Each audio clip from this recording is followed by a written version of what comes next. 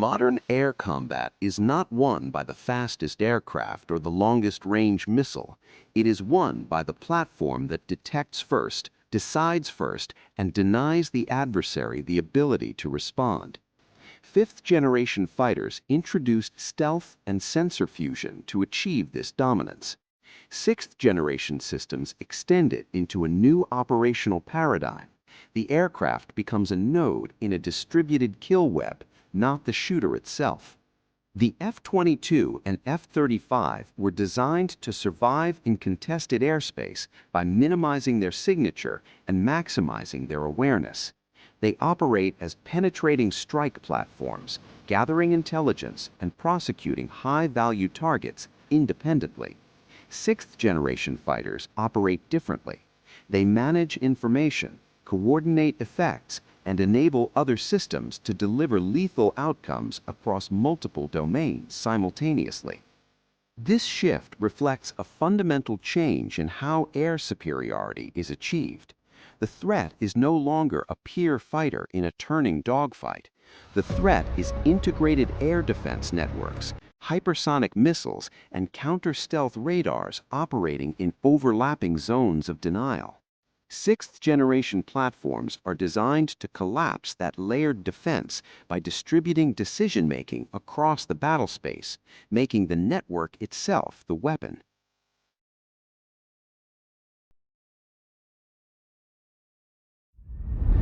Fifth-generation stealth reduced detection range. It did not eliminate it.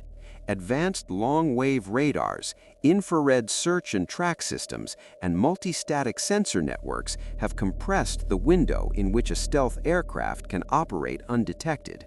Simultaneously, adversary kill chains have accelerated. The time between detection and engagement has shrunk to seconds. Modern air defense operates as a system of systems. Early warning radars cue tracking systems cue missile batteries.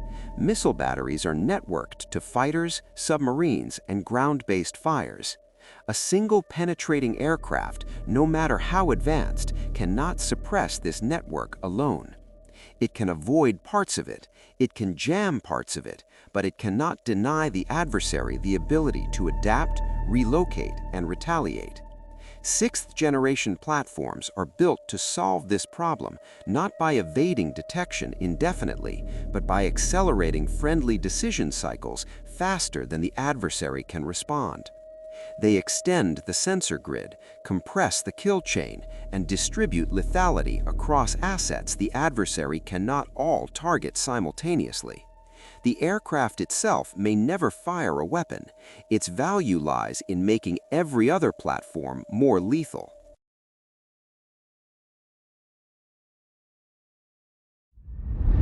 Sixth-generation fighters are designed around three core attributes: extreme stealth, optionally manned operation, and integration with autonomous, loyal wingmen.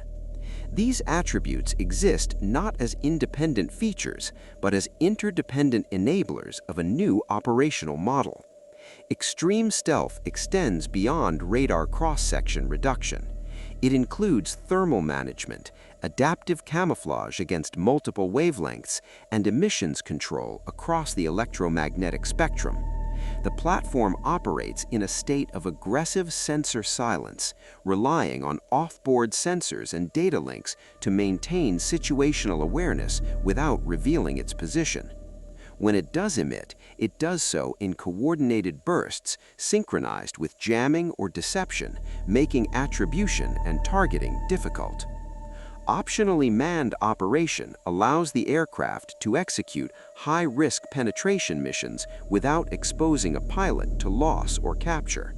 It also removes physiological constraints on maneuverability and endurance. Unmanned sixth-generation platforms can sustain higher G-loads, loiter longer, and accept attrition rates that would be unacceptable for crewed aircraft. In contested environments, this trade-off becomes operationally decisive.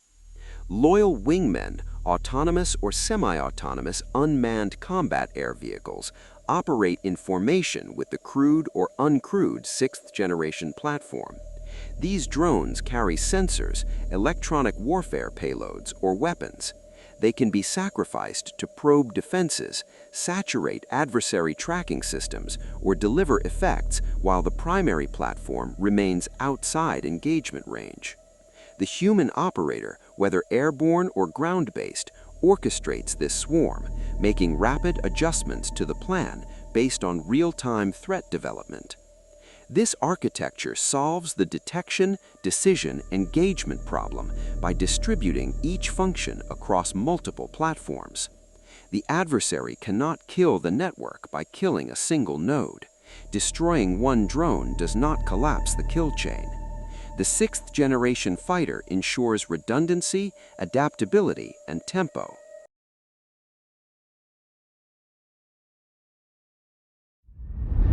In a networked battlespace, superiority is not achieved by clearing the sky of adversary aircraft. It is achieved by denying the adversary the ability to coordinate, communicate, and concentrate fires. Sixth-generation platforms enable this through layered electromagnetic and kinetic effects. The first layer is deception. Loyal wingmen equipped with radar reflectors or electronic warfare pods mimic the signature of high-value assets, forcing the adversary to commit tracking resources and weapons to false targets. The sixth-generation fighter remains silent, observing the adversary's response and mapping their sensor grid. The second layer is disruption. Once the adversary network is illuminated, directed energy weapons, high-power microwaves, or cyber attacks degrade their ability to process information. Radars are jammed, communication nodes are isolated, command centers lose visibility. The adversary retains weapons but cannot employ them coherently. The third layer is destruction. With the adversary's decision cycle disrupted, friendly fires are directed onto key nodes with precision. Long-range missiles launched from standoff platforms, directed by the sixth-generation fighter's targeting data, eliminate air defense radars and command posts. The adversary is left unable to coordinate a response. The sixth-generation platform does not need to survive alone. It needs to survive long enough to orchestrate this sequence. Its stealth, speed, and distributed architecture ensure it can.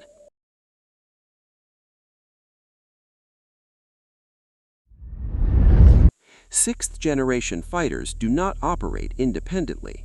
They function as the command and control layer of a larger kill web that includes satellites, ground stations, surface combatants, and subsurface assets. The sixth-generation platform receives data from space-based early warning systems, processes it using onboard artificial intelligence, and redistributes it to weapons platforms across all domains. This integration changes the geometry of engagement. A sixth-generation fighter detecting an adversary bomber at extended range does not necessarily launch its own missile. Instead, it cues a surface-to-air missile battery positioned closer to the threat, or a submarine-launched anti-air weapon operating from an unexpected vector. The adversary must defend against attacks originating from multiple domains simultaneously, complicating their defensive calculus and exhausting their magazines. Artificial intelligence enables this at machine speed.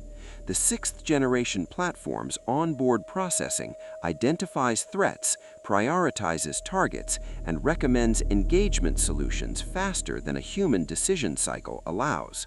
The human operator retains authority over weapon release, but delegates the majority of sensor management, route planning, and countermeasure deployment to the system. This division of labor allows the operator to focus on strategic intent, while the machine executes tactical adaptation. The limitation of this model is its dependence on resilient data links. If communication between nodes is severed, the kill web fragments. Sixth-generation platforms mitigate this through mesh networking, allowing each node to relay data for others, and pre-programmed autonomous behaviors that allow drones to continue executing their mission even if contact with the controlling platform is lost.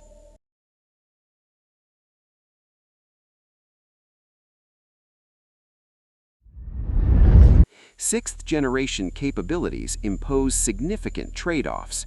These platforms are extraordinarily expensive. Development costs exceed those of fifth-generation programs. Per-unit costs will likely exceed $200 million, limiting fleet size. This economic constraint forces air forces to accept a high-low mix, a small number of sixth-generation aircraft supported by larger numbers of upgraded fourth-generation platforms and expendable drones. Complexity introduces vulnerability.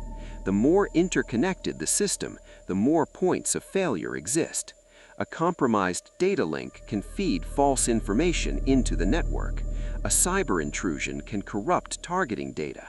Adversaries capable of electronic warfare and network penetration can turn the sixth-generation platform's reliance on integration into a liability. Optionally manned and autonomous systems also create strategic ambiguity. When an unmanned sixth-generation platform penetrates adversary airspace and delivers effects, the adversary may not know whether a human authorized the action. This uncertainty can accelerate decision-making on both sides, increasing the risk of miscalculation and unintended escalation. The speed at which these systems operate compresses the time available for deliberation, making conflict harder to control once initiated. These trade-offs are not design flaws, they are inherent to the operational model. Sixth-generation platforms prioritize decision dominance and distributed lethality over individual survivability and cost efficiency.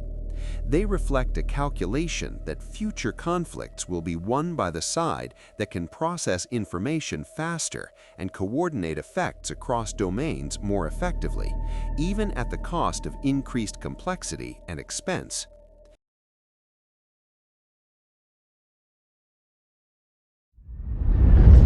Sixth-generation fighters do not replace fifth-generation platforms. They extend their logic into a battle space where dominance is no longer achievable by any single platform, no matter how advanced. Stealth, speed, and sensors remain necessary, but they are no longer sufficient.